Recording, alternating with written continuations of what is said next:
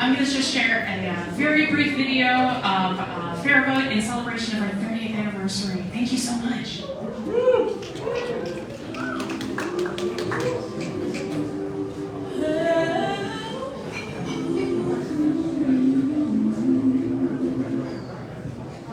My country, 'tis of thee, sweet land of liberty, of thee I sing.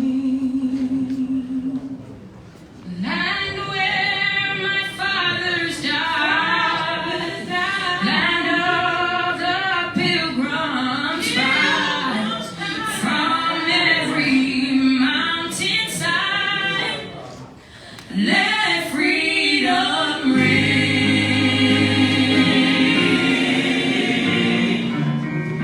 My native country, land of the noble free, thy name I love. I love thy rocks and rills, thy woods and temple hills. My heart with rapture fills, like that of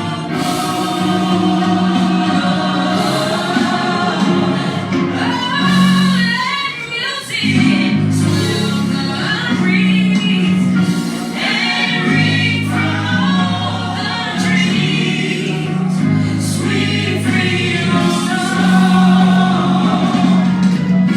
Let mortals pass away, whereof that great liberty, let rise and silence reign.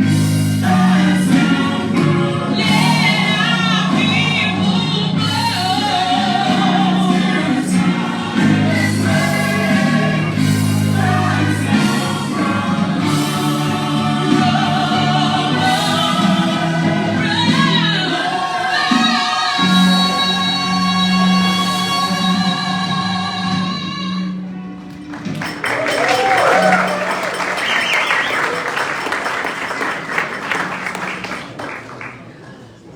Thank you so much for braving the apocalyptic weather, for being here today. I imagine that many of you came to FairVote in the same way that I did.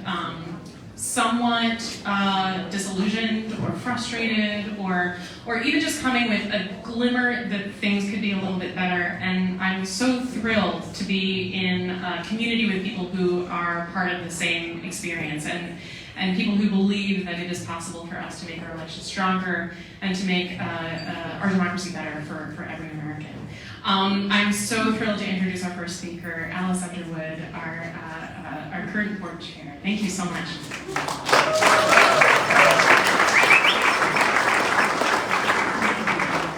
Thanks, Ashley, and thanks again, everyone, for being here. It is exciting to see you all here in person, to see so many people who are fired up about the idea of making American democracy stronger and more effective. I mean, that is exactly how I came to FairVote, looking for solutions to problems in democracy that I feel FairVote's reforms really can help make a difference.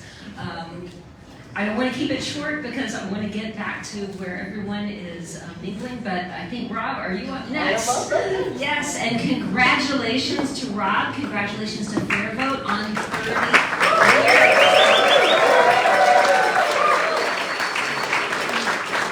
Thank you, Alice. Thank you all for coming. Thank you, Allison and Ashley and all of you. So, this is really exciting for me. And, you know, starting FairVote when I was 4 years old. Yeah, no, it was half my life ago. So it sort of feels like an interesting year to play out. And so kind of a, you know, obviously a big year in our politics. It's a big year for opportunity. We are raising and spending more money this year than we did in the first 21 years of the organization.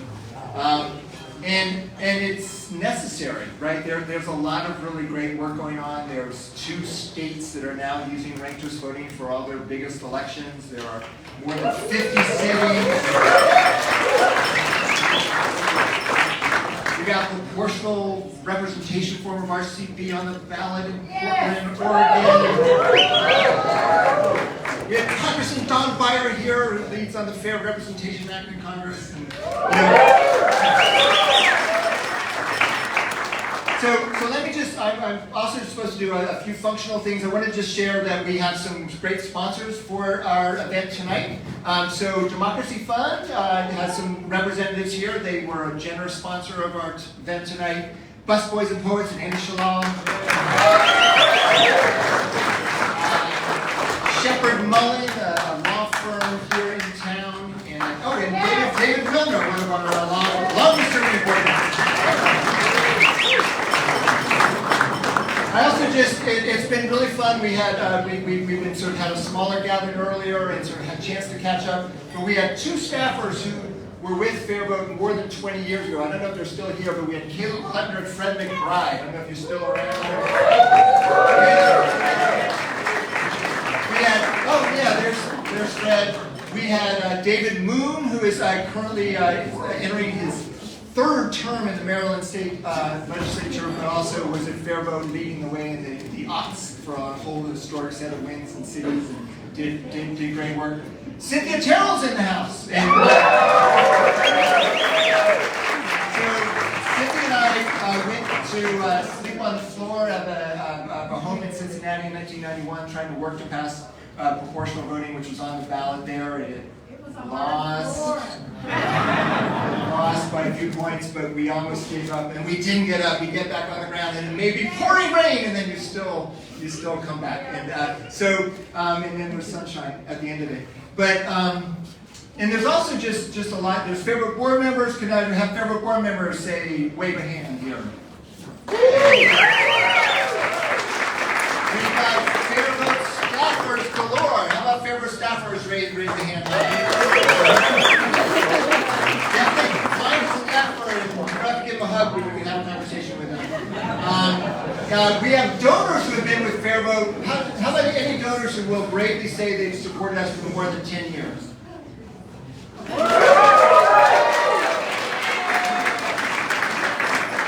have anyone who came all the way from California for our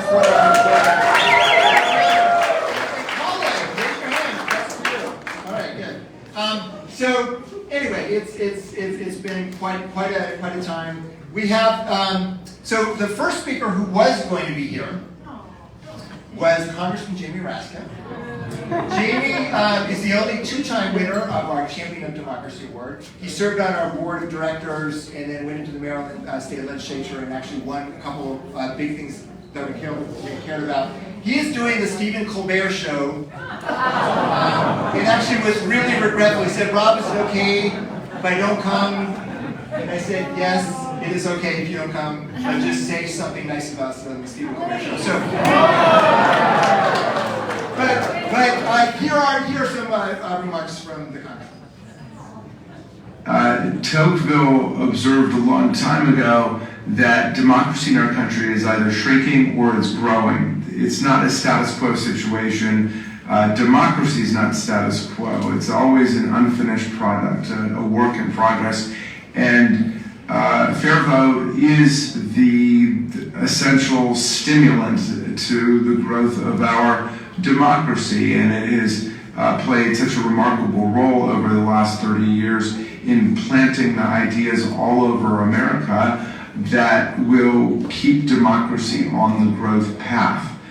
That 30 years has gone by fast, I think, but FairVote has had a profound and radical significance for the expansion of democracy in America. And it's really just getting started. We're going to see the middle age of FairVote pay off in some huge ways for our people.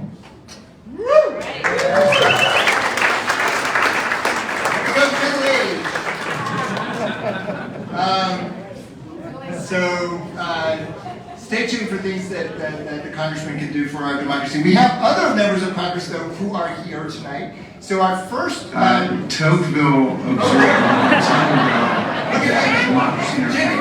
You're done! Tocqueville observed a long time ago that democracy in our country is either shrinking or it's growing. It's not a status quo situation. So what we're going to try to do is have you memorize this speech. So, what did Tocqueville say? It's either shrinking or it's growing. Okay, speaking of which, my heart grows with excitement that I can now introduce Congresswoman Teresa Fernandez, who is from the lovely land of New Mexico, magical land, and we got to know Teresa as a astounding lawyer who won this groundbreaking case for ranked choice voting in Santa Fe, which had passed it and it was being stalled, and we didn't think we were going to get it used again, and then just really pulled out a miracle of a case before she was a congresswoman, and now of course she is. So thanks so much for being here, and on to you.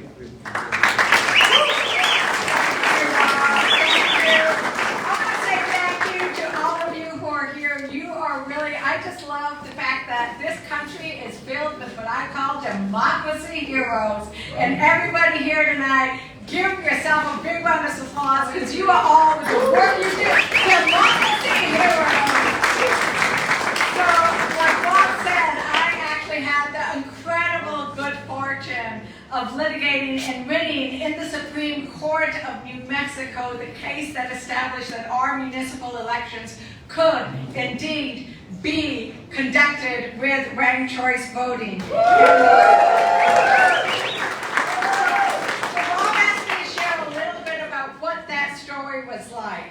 And I will tell you that about 10 years after the residents of Santa Fe, New Mexico chose to put into their charter that they wanted their elections conducted by ranked choice voting, 10 years after that, a woman by the name of Maria Perez walks into my law office and says, in 10 years, says, hey, can we sue the city?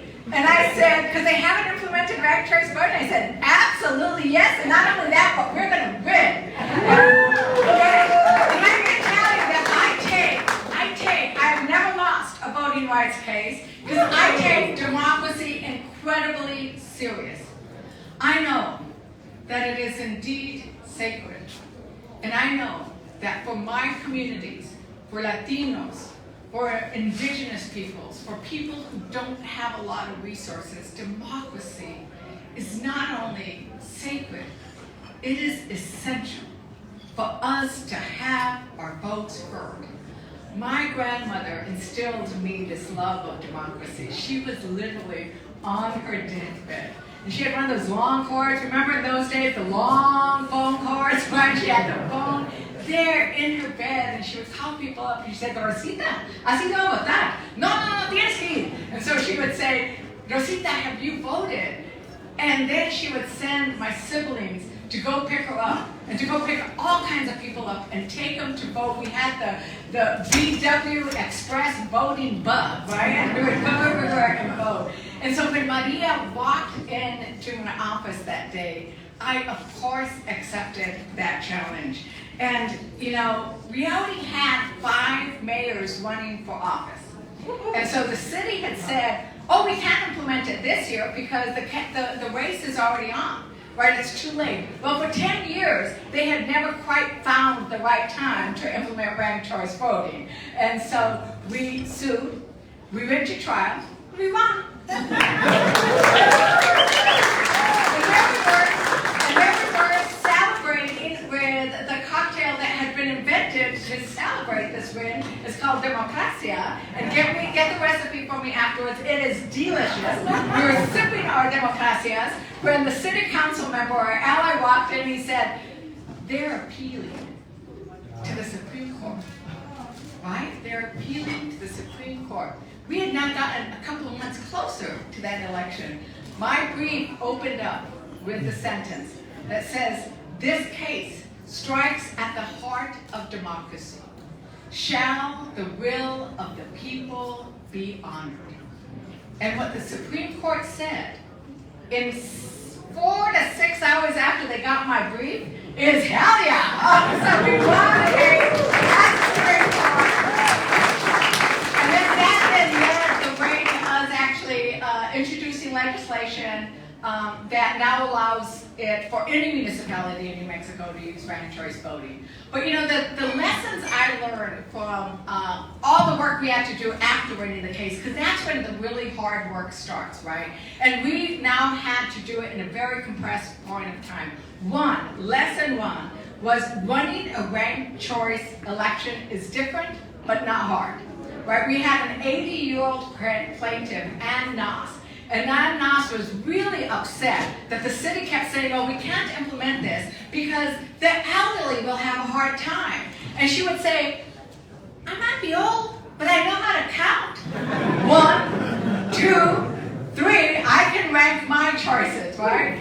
2, the second lesson was how the energy, and I think that this is key in this moment that we're living, is that the energy that was created with the ranked choice, with both the litigation, which took up a lot of newspaper time and TV time, but then the energy.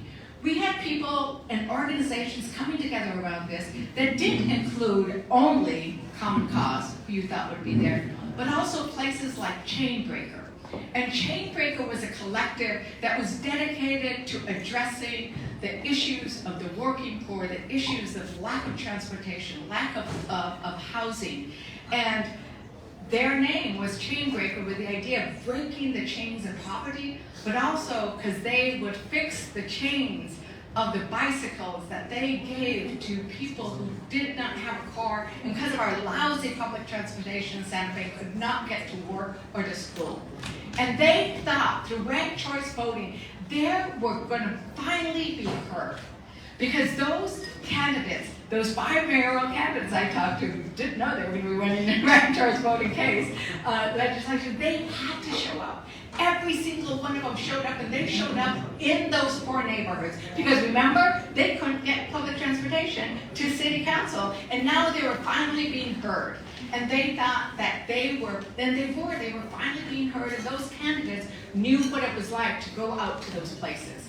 So we all know that, right? And then the third one is what you all know, right? That the election itself, the campaigns are so much different, because it really takes a lot when you say, come on, I want to be your second choice, right? It changes everything about that campaign. Record turnouts. We had record turnouts.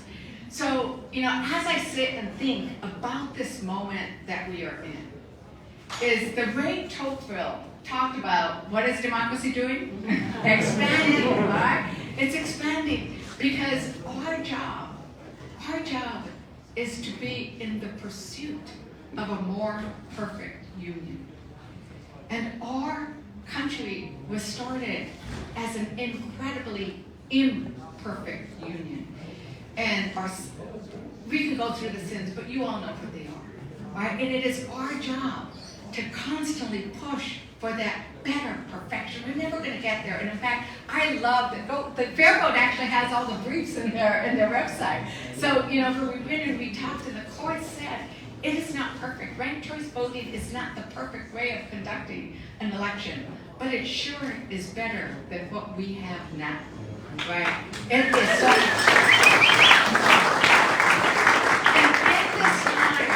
And in this time, where, you know, my esteemed colleague goes on Colbert to talk about the attack on our democracy, in this time where so much of what we believe in, what the people believe, the people want reasonable gun safety legislation. They want to respect a woman's right to decide for herself. They want a Voting Rights Act passed. They want, let's name it, they want, and they're not doing it. And partially because our elected officials are not responsive. And I truly believe that in this moment we are in, ranked choice voting offers us the ability to be energized and to be that more inclusive, that more equitable and just society that we all want and that the communities that I represent truly need. So muchísimas gracias, ranked choice voting and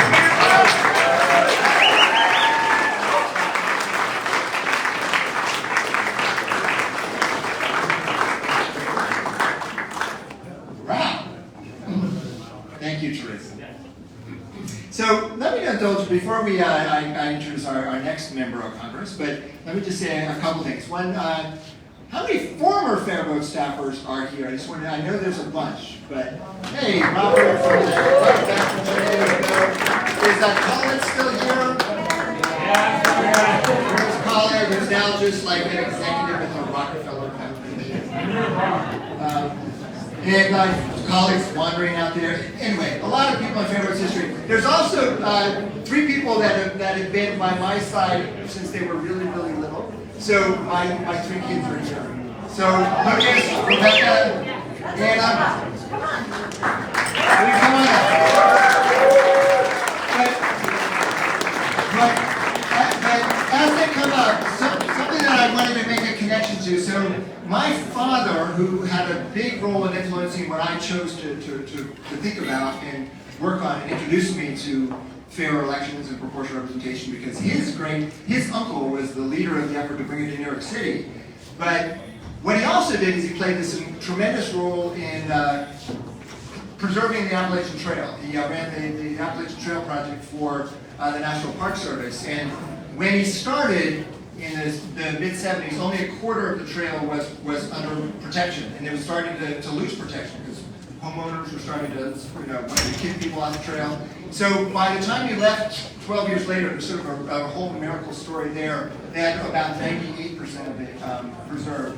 But someone who's been hiking that trail is our next speaker, and he's almost done, is Congressman Don Baier. So Congressman Don Baier met with Cynthia and me and his wife almost a decade ago now. And he sort of said, okay, I'll take this meeting, sure. To talk about whether we should change winner take all elections for Congress. And we've had a lot of these conversations, and the New York Times now endorses this in their editorial page. Like sometimes they just really get sold, and then sometimes people just roll their eyes and don't take action. But Congressman Beyer was one of those folks who thought about it, made a lot of sense, and he's just been this sort of, rock star for us in Congress on this issue since the Fair Representation Act was introduced. And it's not something that's going to pass this Congress, but it is something that is building support. It is our North Star for where we want to take this country. And I just want to thank you for all that you've done on this, Congressman, and introduce you next. Thank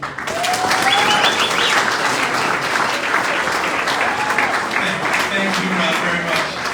I was so glad Jamie was going on the Colbert show so they wouldn't be overshadowed. Jamie's such a show-off anyway to talk about. The 30th anniversary is Pearl, by the way. So I was thinking about pearls. Remember, pearl is when, like a grain of sand, gets inside an oyster and drives it crazy. An irritant, and it puts lots of tissue around it, which grows into a pearl and then a hard shell. And then at the end of the day, you have something that's absolutely gorgeous and desirable. So the grain of sand is Rob Richie. After 30 years to become this beautiful pearl for our democracy. I'm so pleased. Our country faces unprecedented attacks on our democracy. There's probably no organization more important right now than FairVote. We've all watched the January 6th committee stuff and just been, aghast and amazed and recognizing again how close we came to losing our democracy a year and a half ago. And looking at how dysfunctional this government is right now. We have so many, it's so hard to talk to young people right now. We're so discouraged. Because you look and say, what about climate change? What about healthcare? What about gun safety? What about immigration? What about patent trolls? On and on and on. All these things that Teresa and I can't do anything about.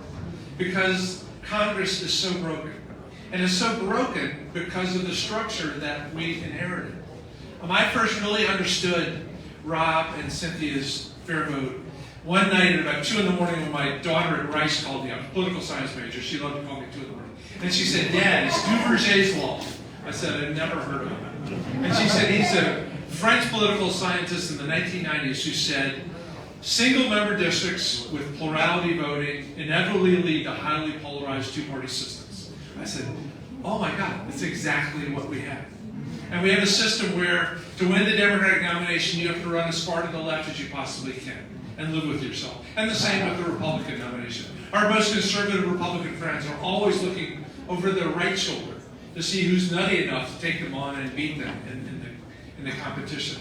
And the only way forward is to do ranked choice voting with multi-member districts, to do the fair voting. And actually have people run for the center and actually have people decide to work together. By the way, expanding the House, which was only locked in to keep those damn Irish and Italians from voting back a century ago, also makes enormous sense. You know, Rob's formula is, and Norm Ornstein's and others, is basically all the seats we would have added if we just done it the way we did the first 200 years, we'd add about 150 more seats. I prefer the more elegant formula, which is a cube root of the population. Don't ask me why.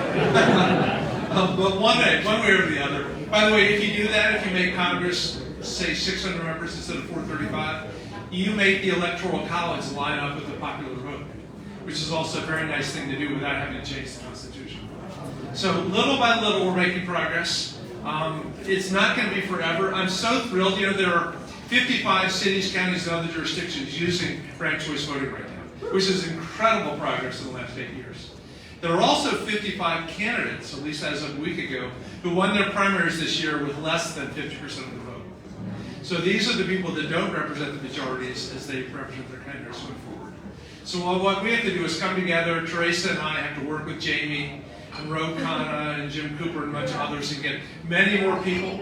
As you know, the challenge is convincing Democrats in Massachusetts or Republicans in Oklahoma that ranked choice voting is a good idea.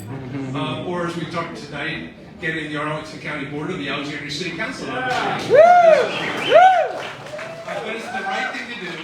And Teresa, when you think about it, I went from being a cardio with a popularity of 10% down to a member of Congress with a popularity of 7%. We can't go any lower. So we have to do something that begins to restore America's trust in their democracy, and the fair vote movement is the way to do it. Thank you very much.